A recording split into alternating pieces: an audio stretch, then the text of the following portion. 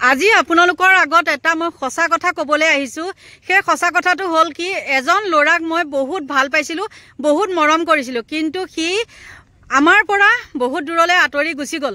সুপ্ৰভাত, সকলোকে স্বাগতম জনাইছো মই আজি মোৰ অন্য এটি নতুন ভিডিঅ'লে। আৰু ভিডিঅ'টো বনোৱাৰ উদ্দেশ্য এইটোৱে আছিলে, কওঁ শুনকচোন। সম্পূৰ্ণ ভিডিঅ'টো যদি আপোনালোকে চাই কোনো মানুহে নকন্দাকৈ থাকিব নোৱাৰিব। ভিডিঅ'টো শুনকচোন। মই কওঁ, মোৰ একদম নলে গলে লগা বহুত ভাল বান্ধৱী এগৰাকী আছিলে, আৰু তেওঁ এজন ল'ৰা আৰু এগৰাকী ছোৱালী, আৰু মোৰ দুটা ল'ৰা। আমি দুইজনী মানে বহুত ভাল বান্ধৱী। আৰু তেনেকৈ তেওঁ মানুহজনে ডিফেন্সত চাকৰি কৰে দেই। ল'ৰাজন ডাঙৰ আৰু ছোৱালীজনী সৰু। তেওঁলোকৰ সুখৰ সংসাৰ। আৰু সেই ল'ৰাজনক আপোনালোকে দেখিলে ক'ব যে হয় ই সলমান খান, আৰু একদম দেখিবলৈ মানে গোটেইটো সলমান খানৰ নিচিনা, ইমানেই ধুনীয়া। আৰু মাক দেউতাকৰ কথা মানে সি ইমান শুনে, মানে উঠ বুলিলে উঠে, বহ বুলিলে বহে। সি মেট্ৰিক পাছ কৰি হায়াৰ ছেকেণ্ডেৰীও পাছ কৰিলে। সেই ল'ৰাটো এনেকুৱা আছিলে, মাক দেউতাকৰ আপোনালোকে বিশ্বাস কৰে নে নকৰে, ৰ'দতো নোলায়। আৰু কেনেবাকে যদি ৰ'দত ওলাবলগীয়া হয় বা আমাৰ ঘৰলৈ আহিবলগীয়া হয়, তেন্তে হ'লে সি ছাতি এটা লৈ আহে জানে। কিন্তু সেই ল'ৰাটো কি হ'ল জানেনে, মই এতিয়া কথাটো কৈছোঁ শুনক। 31st অহাৰ লগে লগে মোৰ তালৈ বহুত মনত পৰে।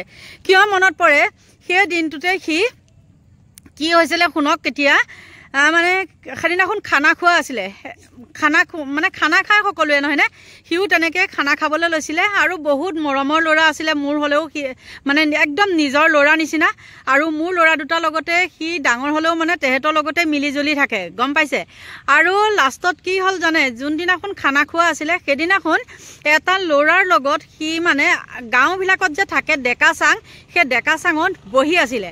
আৰু ডাঙৰ মানুহো আছিলে। ডাঙৰ মানুহ থাকোঁতে মানে কি হৈছে, সেই ডাঙৰ মানুহখিনিৰ আগত মানে সি এটা বেয়া শব্দ কৈছিলে, এই বদমাচি ল'ৰাটোৱে। আৰু মোৰ বান্ধৱীজনীৰ মানে ল'ৰাটোৱে কি কৰিলে, তাক লাহেকৈহে এটা চৰ মাৰিছিলে। আৰু সেই চৰ মৰা বিনিময়ত সি মানে চৰটো মাৰিলে, আৰু এনেকুৱা কথা কিয় কবি বুলি কৈ পেলাই সি নিজৰ বাইকখন লৈ পেলাই আঁতৰি গুচি গ'ল। তাৰপিছত সি কিন্তু সেই মদাহীটোৱে এবাৰ মানে কৈছিলে, তই আহগৈ যা, তোক মই বহাম, এনেকৈ ক'লে। আৰু এইটো এটা সাধাৰণ কথা, তেনেকৈ কৈ গুচি গ'লগৈ সি। যোৱাৰ পিছত যেতিয়া সি ঘূৰি আহিছে সেইদিনাখন 31st একদম লাষ্টৰ 12টা বজাত, 11:30মান বজাত। আৰু তাৰপিছত যেতিয়া, আৰু সেই দিনটোত ঠাণ্ডা পৰে নহয়নে, যেতিয়া সি ঘূৰি আহিলে আৰু সেইখিনি সময়তে মানে তাৰ এটা ফোন আহিলে। লগত আৰু এজন বন্ধুও গৈছিল, মানে লগত এজন তাৰ বন্ধু গৈছিলে। আৰু সেই বন্ধুজন তাৰ যেতিয়া ফোন আহিলে, ফোনটো মানে ই বাইকখন লাহেকৈ ষ্টাৰ্ট দিছে, মানে লাহে লাহে চলাই গৈ আছে, আৰু বন্ধুজনে মানে ফোনত কথা পাতি গৈ আছে। আৰু ঠিক তেনেকৈ কোনোবা এজন মানে সেই ল'ৰাজনে, যিজন ল'ৰাক সি চৰ মাৰিছিলে, ভালৰ কাৰণেহে চৰ মাৰিছিলে অৱশ্যে, ডাঙৰৰ ওচৰত বেয়া কথা কিয় কৈছ বুলি। আৰু সি তেতিয়া কি কৰিলে জানেনে, পিছফালেদি আহি চুৰি মাৰি দিলে। প্ৰথমবাৰ চুৰি মাৰি সুমুৱাই পেলাই মানে খুচৰি দিছে, নেক্সট আকৌ আহি পেলাই তেনেকৈ চুৰিখন মাৰি খুচৰি দিছে। আৰু যেতিয়া খুচৰি দিলে সি মানে কি খুব চিঞৰ বাখৰ কৰি পেলাই বাগৰি মানে পাকা ৰাস্তাত বাগৰি পৰি গৈছে। আৰু সেইটো সময়ত চব মানুহবিলাক খানা খোৱাত ব্যস্ত থাকে নহয়নে, কিন্তু তাৰ সেই চিঞৰ বাখৰ কোনেও নুশুনিলে। আৰু সেই বন্ধুজনেও ভয় খাই পেলাই মানে তাৰ পৰা আঁতৰি আহি কিছুমান লোকক ক'লে, আৰু তেনেকৈ মানুহখিনি গৈ পেলাই তাক আনি পেলাই লগে লগে মেডিকেল নিছিলে। আৰু যেতিয়া মেডিকেল নিলে, মেডিকেলতে সেই ল'ৰাজনৰ মৃত্যু হ'ল। আৰু সেই ল'ৰাজনৰ কি হ'ল, পিছত আমাৰ গাঁৱৰ ৰাইজে কি কৰিলে জানেনে, তাৰ গোটেই ঘৰ দুৱাৰ ভাঙি কৰি মানে জ্বলাই দিলে। জ্বলাই দিয়াৰ পিছত তেতিয়া আছিলে তৰুণ গগৈ চৰকাৰ। আৰু যেতিয়া জ্বলাই দিছিলে, তাৰপৰা সেই ল'ৰাটোকো ধৰি বান্ধি নি পেলাই জেলত দি দিলে। তাৰপিছতে অলপ দিনৰ পিছত সি আকৌ মুকলি হৈ আহিলে।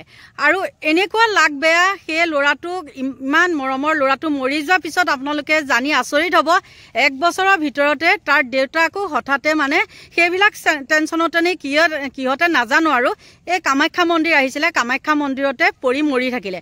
আৰু তাৰ অলপ দিনৰ পিছতে কি হ'ল, তেওঁ মাতৃগৰাকী 2টা কিডনী বেয়া হৈ গ'ল, মোৰ বান্ধৱীজনীৰ মানে দেই, বেয়া হৈ গ'ল। আৰু সেই মানুহজনীও তেনেকৈ মৰি থাকিলে। কিন্তু কেছটো তেনেকৈ চলি থাকিলে।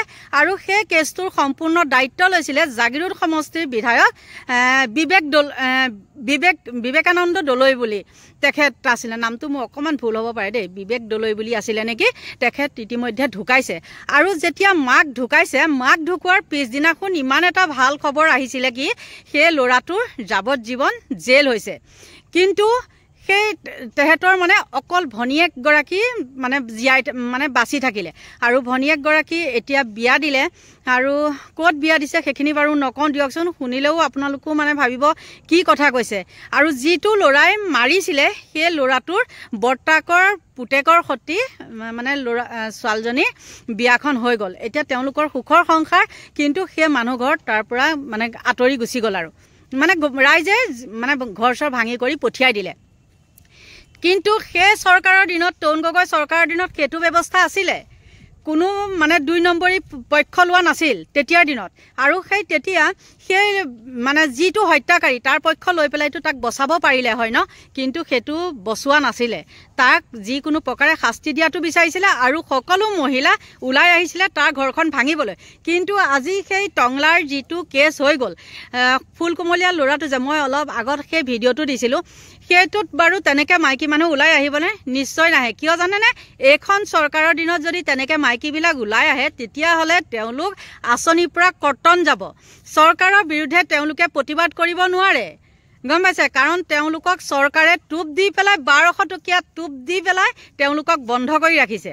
গতিকে এইখিনিয়ে আছিলে। বহুত দুখ লাগে। আপোনালোকে চাগে ভাবিছে মানুহজনীয়ে আকৌ কাক হেৰি কৰে, কিন্তু বহুত মৰমৰ আছিলে। আজিও আমাৰ সেই গাঁওখনে মানে সেই চহৰখনে নগাঁৱৰ আছিলে দেই, কোনেও তাক পাহৰিব নোৱাৰে। গতিকে 31st অহাৰ লগে লগে সকলোৱে কৈছোঁ যিটো ল'ৰাই কিন্তু মাৰিছিলে সেইটো বহুত মানে মদাহী আৰু ভঙুৱা ল'ৰা আছিলে।